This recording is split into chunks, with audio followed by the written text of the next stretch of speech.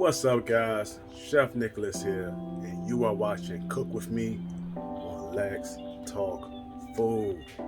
Today, guys, we are making my take on a Southern classic.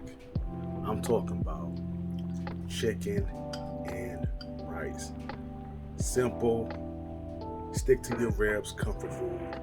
And what makes this one so flavorful is I use fresh herbs. I'm talking fresh oregano, thyme, basil, and rosemary. I use shallots instead of onions just to give that extra depth of flavor. And instead of chicken breast, I use chicken thighs. Super tender, super juicy. I can talk on and on about this, but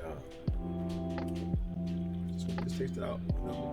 Just to make sure I'm giving you guys the best. Because if I don't like it, why would you?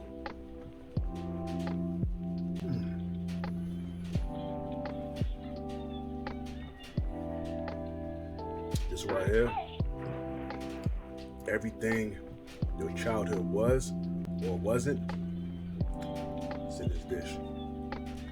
Stay tuned. I'll show you how you can make this at home, anywhere. It's perfect for lunch, dinner.